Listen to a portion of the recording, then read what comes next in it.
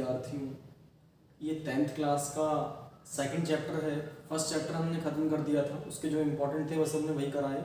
हम आपको एनसीईआरटी की बुक से इसलिए नहीं पढ़ा रहे हैं क्योंकि अब तक हमने इतने सालों से पढ़ा रहे हैं एनसीईआरटी, तो उसमें हमने ये देखा है कि 10th और 12th में पूर्ण रूप से एनसीईआरटी नहीं आ पाती है। क्वेश्चन बैंक से तैयारी करानी पड़ती है, बहुत सारे अदर हम सोर्स पकड़ते हैं तब जाकर के उसे कराते हैं। इसलिए आप लोगों को समझना होगा कि 10th में आपकी बुक से नहीं आएगा क्वेश्चन आता है मेथड से, कॉन्सेप्ट से। इसलिए आप उस चीज़ को समझिए और बुक के भरोसे मत बैठिए। आपकी एनसीईआरटी से मैं दावा करके कह सकता हूँ कि उससे पेपर बिल्कुल भी अच्छी तरह से नहीं आता है। आपको चाहिए 98 प्लस मार्क्स, उससे आप अगर 78 प्लस मार्क्स लें तो बहुत बड़ी बात है, क्योंकि 30 नंबर तो उसे स्कूल से मिलते हैं बच्चे को, बाकी कितने 40 नंबर भी नहीं खींच मिलेंगे एनसीईआरटी की बुक से। इसलिए बुक के भरोसे मत बैठिए। इसलिए कोशिश कीजिए कि आप कॉन्सेप्ट क्लियर करें अपना। तो फर्स्ट चैप्टर खत्म हो गया, तो सेकंड चैप्टर का ही मैंने इसके फॉर्मूलाज मैंने सिखा दिए हैं। जो एक वीडियो बनाया है पॉलिटेक्निक एंट्रेंस एग्जाम के लिए, वो आपके लिए भी है, उस पर मैंने लिख भी दिया है। और ये फर्स्ट क्वेश्चन है इस चैप्टर का। तो हम बात करते हैं कि यदि x³ + 5x² - x - 5 के शून्यक 1 और -1 हैं तो दिए बहुपद के सभी शून्यक ज्ञात कीजिए। शून्यक का मतलब हमने आपको बताया है कि इंग्लिश मीडियम पैटर्न में से शून्यक बोलते हैं, जो एनसीईआरटी पैटर्न आया है। और पहले क्या बोलते थे यूपी बोर्ड के पैटर्न में, पहले बोलते थे इसे मूल। तो ये मूल था पहले, हिंदी मीडियम पहले ये मूल था।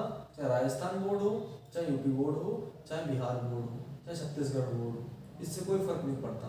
लेकिन अब शून्यक शब्द यूज होने लगा है। तो देखिए, अगर ये है तो आपको पता होना चाहिए त्रिघात का मानक फॉर्म हमने आपको सिखाया है x - alpha, x - beta, x - gamma equals, हमने इसका मानक फॉर्म आपको सिखाया था। वो होता है ax³ + bx² + cx + d। ये होता है x³ का यानी त्रिघातीय समीकरण का मानक रूप। तो यहाँ पर मान लीजिए दो मूल दिए, तो एक को अल्फा मान लीजिए मैंने माना एक को अल्फा यानी कि 1, दूसरे को मैं बीटा मान ले रहा हूँ यानी कि -1। तो माइनस का 1 यहाँ लगाऊंगा तो माइनस माइनस मेरा प्लस का 1 हो जाएगा। x - गामा, मुझे अगला शून्यक नहीं मालूम बोल रहा है, सभी शून्य ज्ञात कीजिए, यानी कि अगला वाला बताना है आपको। क्योंकि अगर ये अल्फा है, ये बीटा है, तो क्वेश्चन मार्क है, ये बीटा है माइनस का, तो क्वेश्चन मार्क है कि गामा कहाँ है। तो गामा आपको बताना है, ठीक है। तो देखिए ax³, ये जो मानक स्टैंडर्ड फॉर्म होती है इसकी जगह पर अब ये आ जाएगा आपका, और ये रख दीजिए। बहुत सिंपल है। अगर आपने 8th क्लास की स्टडी अच्छी तरह से की होगी तो आपके लिए बहुत सरल है। क्योंकि अगर आप यूपी बोर्ड से 8th करके आए हैं या फिर हिंदी मीडियम से अगर आपने 8th किया तो आपके लिए कुछ भी कठिनाई नहीं है। इंग्लिश मीडियम से तो कोई 8th करके यहाँ यूपी बोर्ड में आ गया है, या हिंदी मीडियम में आ गया, इंग्लिश मीडियम से पढ़कर कोई हिंदी मीडियम में पढ़ने आ गया, हो सकता है फाइनेंशियल प्रॉब्लम उसकी कमज़ोर हो गई हो, तो इस कारण बच्चे आ जाते हैं, तो उन्हें थोड़ा सा प्रॉब्लम हो सकती है, वैसे और किसी को नहीं होगी। तो ये हो जाएगा आपका x - 1 इंटू माइनस प्लस, ये हो गया x + 1, ये हो गया x - गामा इक्वल्स हो गया आपका x³ + 5x² - x और -5। देखिए ये हो गया a - b into a + b। हम आपको बता दें फॉर्मूला होता है a² - b² का, एक बार जोड़ दीजिए और एक बार घटा दीजिए। तो एक बार जोड़ दिए, एक बार घटा दिए, इसका फॉर्मूला हो गया, ये हो गया a + b into a - b, a² - b², ये यहाँ गुणा में इधर चला जाएगा भाग में। तो ये हो गया अपना x³ + 5x² - x - 5 बटे, ध्यान से देखिए ये यहाँ गुणा में इधर आ गया भाग में, ये हो गया a² - b²। तो a² - b² यानी कि 1 का स्क्वायर। तो बहुत सिंपल था। a² - b² का मतलब होता है a + b into a - b, एक बार जुड़ गया एक बार घट गया, तो इन्हें फिर से बंद करेंगे तो ये हो जाएगा a² - b²। तो ध्यान से देख रहे हैं 1 का स्क्वायर 1 होता है, ये आपको क्लियर कर दिया जाए, 1 का स्क्वायर 1 रहता है, कोई इफेक्ट नहीं पड़ता उस पर। तो ये अपना हो जाएगा 1। अब इससे इसे भाग दीजिए तो आपका निकल के आएगा x - गामा। तो क्या काम करेंगे, भाग विधि लगाएंगे। तो x² से ही भाग देना है इसे, तो कितना है x³ + 5x² - x - 5। तो भाग करेंगे तो बहुत सिंपल तरीका अपनाएंगे इसमें, इधर भी सबसे बड़ी घात वाला रखेंगे और इधर भी सबसे बड़ी घात वाला, फिर छोटी फिर छोटी फिर छोटी घात। तो बड़ी घात वाले से बड़ी घात वाले को बस भाग देते रहना, कुछ नहीं करना इस सवाल में। तो बड़ी घात वाले से बड़ी घात वाले को भाग देंगे तो x³ को भाग देंगे किससे, x² से। बड़ी घात वाले को बड़ी घात वाले से भाग देंगे। तो देखिए ये गया अपना, चला गया, तो कितना बचेगा x। ये समझ लीजिए भाग में आधार समान तो घातें घट जाती है, भाग में आधार समान तो घातें घट जाती है, तो 3 में से 2 जाएगा, कितना बचेगा आपका एक तरीका ये है। तो x की घात आ गई 1, 3 में से 2 जाएगा, एक बचा, x की घात 1। ये ऐसे मान लीजिए 2 चलेगा तो 1 बचा, x बचा, तो ये x आ गया।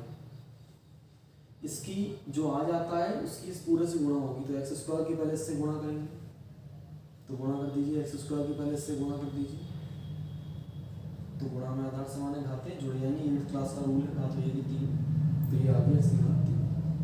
-1 की एक्स से गुणा करेंगे तो -x से कम -x, इस प्रकार से इन्हें घटा देंगे। बस घटाना है हमें, कुछ नहीं करना। मैंने आपको बताया है कि इस तरह से करना है। मान लीजिए 26 भाग करना है 5 से, तो 5 छक्का हो जाएगा, मान लीजिए 5 पंजे हो गया 25। तो क्या काम करते थे, भाग करते समय एक घटा देते थे इसे, तो ईश्वरी का भी ऐसे ही इसमें करना है, बस लॉजिक वही लगेगा, बस थोड़ा रूल चेंज है। ये माइनस का, ये माइनस माइनस प्लस, ये प्लस का और ये माइनस का कैंसिल हो गया, क्या आ गया आपका 5x² - 5।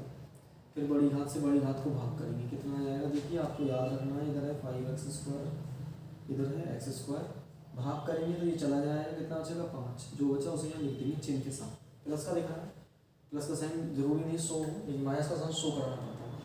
तो याद रखना आपको तब तक भाग करना है जब तक कि कांस्टेंट आ जाए। जैसे कांस्टेंट आ गया आपको रुक जाना है। देखिए जब तक कांस्टेंट नहीं आएगा आप नहीं रुकेंगे, देखिए जैसे कांस्टेंट आ गया आप रुक गए।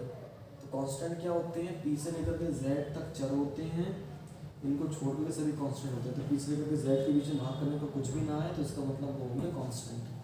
तो कांस्टेंट फिक्स रहता है। तो एक्स स्क्वायर से भाग करा, ये आ गया 5, उस 5 जो आया है उसकी से गुणा करेंगे, 5 के x² से गुणा करेंगे, ये आएगा 5x²।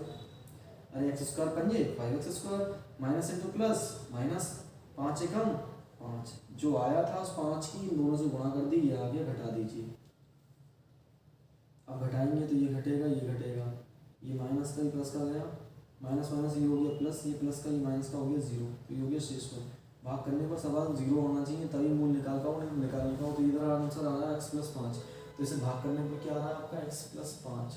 तो ध्यान से देखिए x माइनस गामा बराबर आ रहा है x+5, तो हम लोग क्या काम कर देंगे, मान लेंगे, माना x+5 बराबर 0, तो प्लस का 5 उधर भेज देंगे, माइनस का हो जाएगा, तो माइनस का हो जाएगा ये 5। देखिए आपको मैंने बताया है पुरानी वीडियोस में कि जितनी घात उतने मूल, तो कितनी घात, बहुपद की जो वीडियो पढ़ाई इसमें मैंने आपको बताया, ये पार्ट नंबर 2 है, पार्ट नंबर 1 है वो।